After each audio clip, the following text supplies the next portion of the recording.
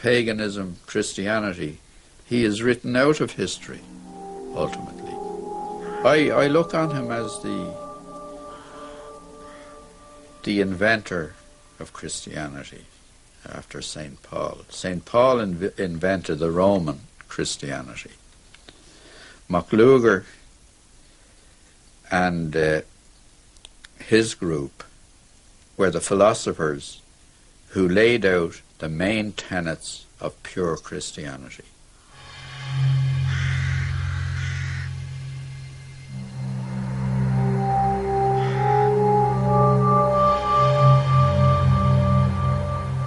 What we recognize as pure Christianity was the old religion carried from here to the east. But it does seem that the fountainhead of the ancient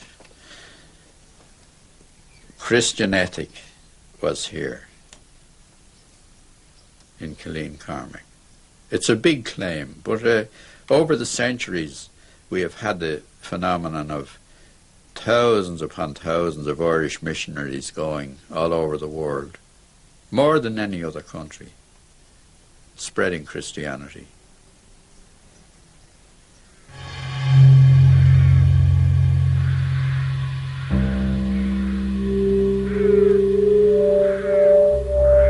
Killeen Cormac is the burial place of Lugar MacLugar and his son Duftall MacLugar. The mortal remains of other Druids, kings and saints are also buried here. Yet Killeen Cormac is not an Irish national monument, nor is it listed in any tourist guide. It is not even signposted. It is a secret and magical place.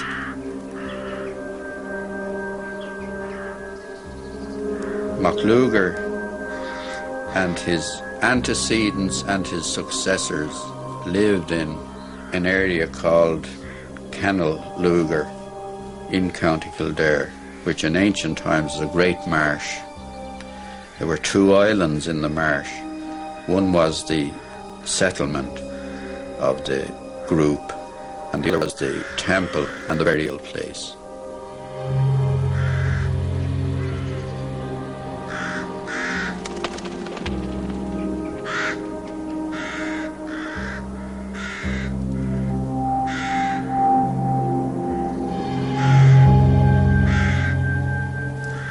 The ancient stones there make a link with Christianity in that we have the only Ogham stone in Ireland which has both a Latin and an Old Irish inscription written in Ogham, cut in Ogham on the stone. Ogham is not a language, but an alphabet. The inscription on the stone reads, "For true Druids." It was one of the places where Jesus, as a wandering scholar, was inducted into the ancient wisdoms of the order, and then returned to Palestine to begin his mission over there.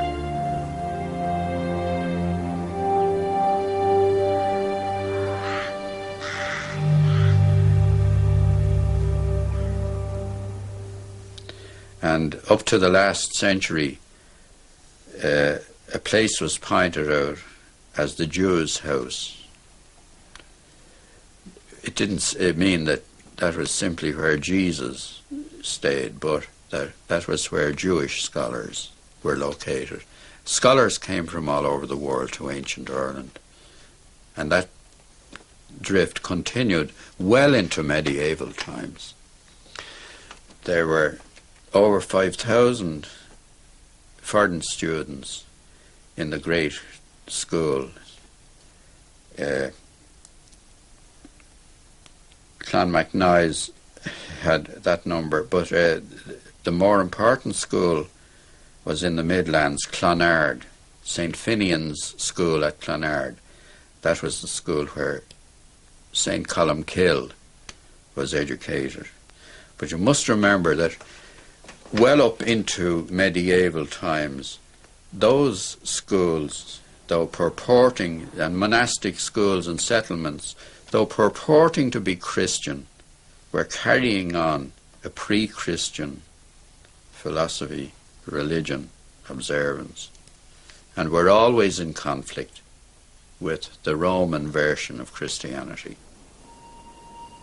These fundamental differences led in 1155 to Henry II getting the papal consent to invade Ireland in order to restore and safeguard proper Roman Christianity. Together with economic reasons, this resulted in nearly 800 years of British rule in Ireland.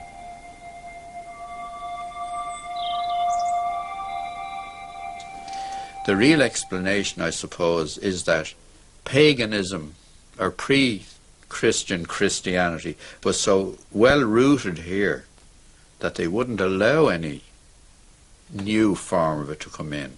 That's Roman Christianity. That we still carried on the ancient philosophies and beliefs, and some of the solar worship which was absorbed into Christianity. If we can't see the very early churches, but the earliest we have clearly are just small temples for solar worship. And you see it in Glendalough too, the earliest churches.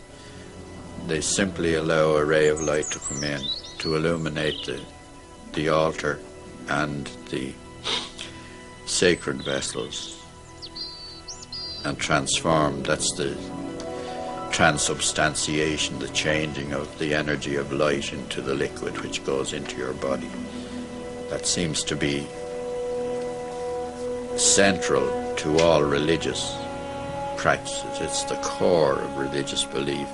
The monstrance, in fact, is a vestigial relic of sun worship used in Christian churches. It is a manifest sun. It has a central part, the rays radiating from it, and they put the sacred wafer in the middle after consecration.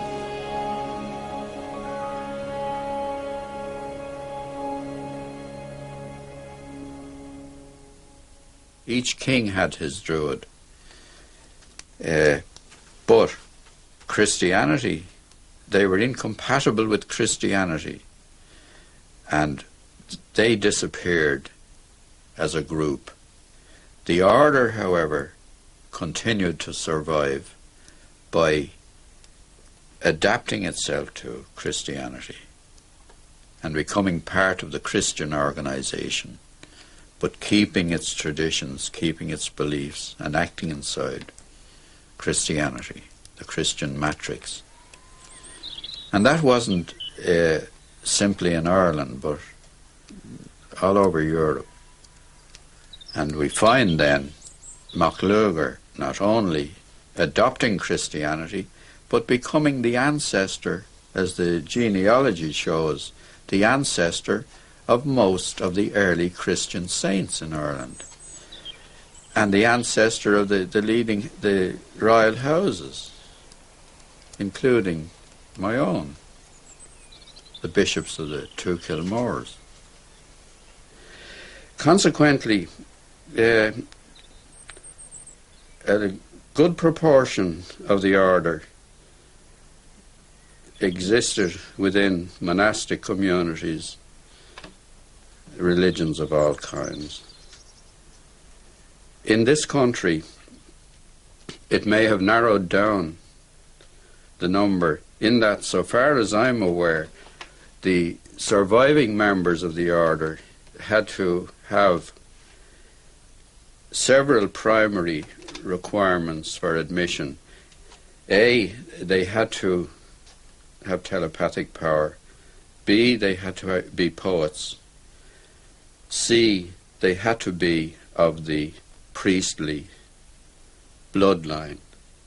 And in ancient Ireland, the priestly bloodline was the ruling line, because it was priest kings who ruled.